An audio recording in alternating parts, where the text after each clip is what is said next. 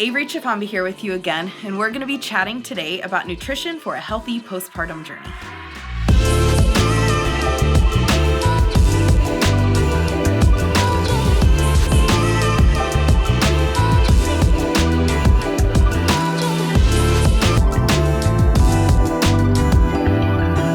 Picture this. You just had the home birth of your dreams. We have been tending to you for the last 3 hours, cleaning up your birth tub, tucking you into bed, and bringing you food for your husband to feed you while you breastfeed the baby. And then all of a sudden we come in and we give you a hug to say goodbye. Then it hits you. This is your baby, and we're just leaving them with you to care for. You have now entered into the real adventure, the postpartum period. It's such a joyous time of cuddles and cute sneezes. However, it's also a roller coaster of emotions, some sleepless nights, cluster feeding, and so many diaper changes. But there is something that you might not have your radar right now that can make a world of difference for you: nutrition. Seriously, it is a game changer. So let's chat about what nutrients you need after baby arrives and why it matters so much. Then I've got a delicious recipe that you will love. After that list, you may be asking yourself, why should I even care about what I'm eating? I'm barely getting sleep, right? Well, here's the thing. Childbirth takes a serious toll on your body. Your muscles, your tissues, and everything in between needs some major TLC to heal. And that's where the right nutrients come into play. We're talking about vitamins, minerals, proteins, the ultimate dream team for your recovery. You need them to help your body bounce back. Did you know that it's recommended to consume an extra 400 to 500 calories per day during the postpartum period? That means good fats and proteins before anything else. And I'm not kidding when I say that you should put a handful of protein in your mouth every 1 to 2 hours. No joke.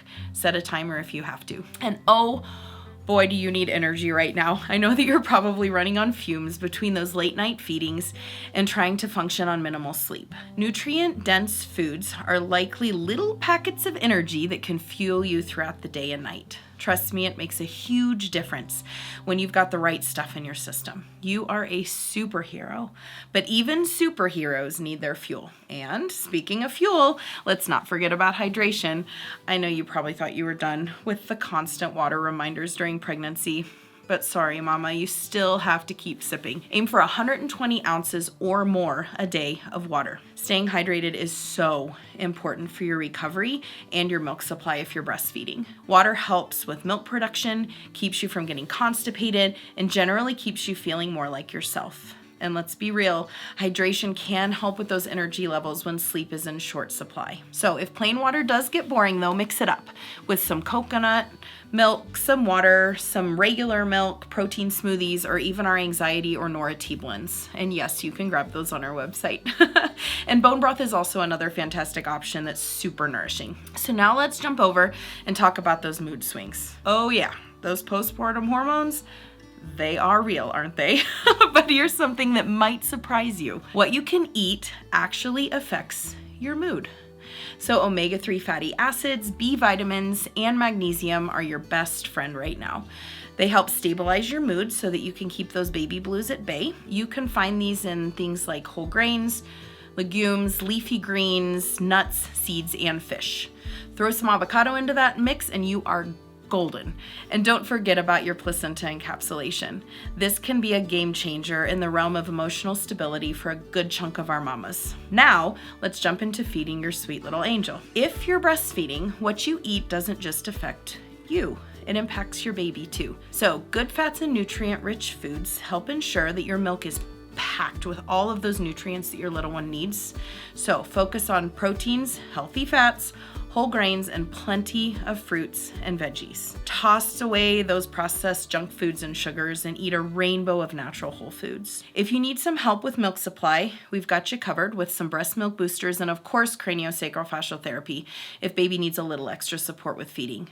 We're here for any and all of your lactation needs postpartum, so just holler. Oh, and don't forget about your bones. Pregnancy and breastfeeding can really deplete your calcium, so make sure you're getting plenty of that in your diet as well to keep those bones and teeth strong. Think cow's milk, yogurt, cheese, leafy greens. Keep that calcium flowing. Okay, now let's get into the fun part. Food. I've got a recipe for a quinoa and veggie Buddha bowl that is so easy and packed with the good stuff that your body needs right now. It's like a little party for your taste buds. Below, you can actually find the recipe to prep for your postpartum meal freezer. It's incredible and packed with quinoa, veggies, cilantro, avocados, and so much yummy. I can't even contain it. You'll just have to trust me on this one. And don't forget that you can always add in some salmon or chicken for some extra protein and flavor. Okay, my mouth is watering. Enough about that yummy food. Let's dive back into postpartum. The postpartum period can be a whirlwind, but taking care of yourself is just as important as taking care of your little one. It might feel like one more thing on your to-do list, but prioritizing nutrition will make a world of difference. And if you're still pregnant, consider prepping some meals ahead of time, like the Buddha bowl, and freezing them for when you need them later. You'll thank yourself. I have my mamas prepare usually 15 to 30 freezer meals that are in the same size metal containers and labeled so that they can stack them floor to ceiling in their freezer. Make sure that the containers are metal so that you can easily take the lid off, throw them in your oven postpartum.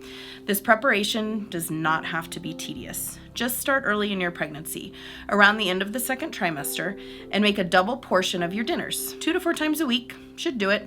And by the time you hit birth, you will have all of your meals prepped. I know, it sounds like a lot, but you will be so thankful for these postpartum. And remember, you are doing an amazing job, even on the tough days. And if you need extra support, don't hesitate to reach out to a friend, a family member, or a fellow mom. We're all in this together, cheering each other on. And we are always here as your postpartum team. So grab a fork, take a deep breath, and savor every single bite. You're nourishing not only your body, but your soul too. And mama, you've got this. You're stronger than you know, and you're never alone on this journey. So keep shining. You're incredible. And as always, if you've enjoyed these conversations over the last few weeks, please jump over to our website at saddlepeakbirth.com or our YouTube page at Saddle Peak Birth to learn more and continue diving into the deeper parts of pregnancy, birth, and postpartum with us. Have a great day, and I can't wait to chat with you next time.